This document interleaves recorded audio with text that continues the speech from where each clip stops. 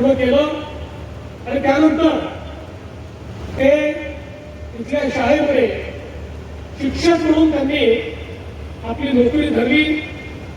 200 रुपये पगारावर पहिल्यांदा त्यांनी नोकरी सुरू केली आणि आपण आज पाहतोय की स्वतःला शिक्षणाकरता ज्या काही अडचणी सहन कराव्या लागल्या, आज अनेक शाळा, शैक्षणिक संस्था, अनेक मुलांचं शिक्षण या सगळ्यामध्ये इतक्या मोठ्या प्रमाणात आपलं संपूर्ण जे आयुष्यात कमवलेलं आहे ते लावण्याचं काम त्यांनी केलं आणि अनेकांच्या जीवनामध्ये शिक्षणाचं जे काही पुण्यकर्म आहे ते करण्याचं काम रामशेठ ठाकूरांनी केलं.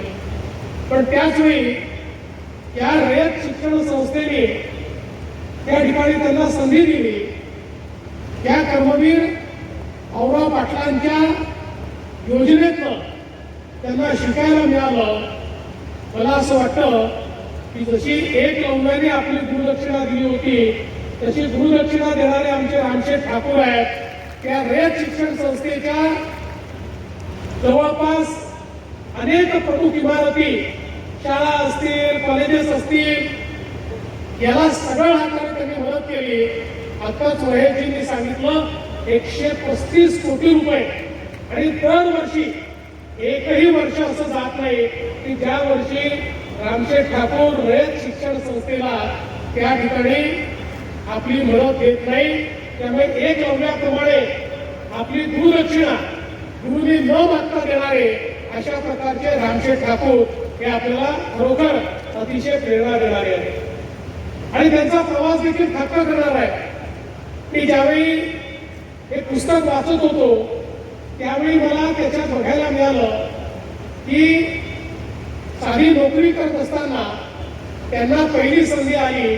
त्या सिडकोचं आणि काही भरण टाकण्याचं काम, काही बंधारे बांधण्याचं काम चाललं होतं आणि त्यात ज्यांच्याकडे काम होतं ते लेले साहेब, त्यांना रामशेठ ठाकूर म्हणाले मी हे काम करू शकतो.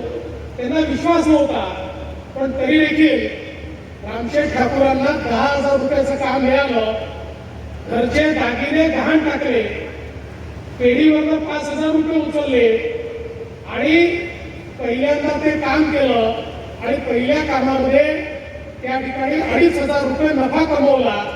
ज्यावेळी 450 रुपये पगार होता त्यावेळी 2,500चा नफा कमवून रामशेठ ठाकूरांच्या लक्षात आलं की नोकरी तर करायचीच आहे पण मोठं व्हायचं असेल तर हे कामही करावं लागेल.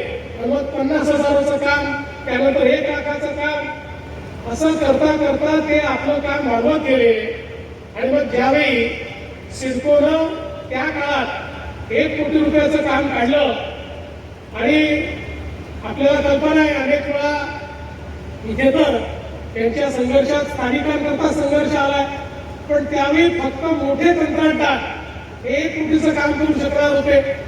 मग रामशेठ यांनी सिडकोच्या विरुद्ध एक मोठं आंदोलन उभारलं आणि सांगितलं याचे पाठ करा.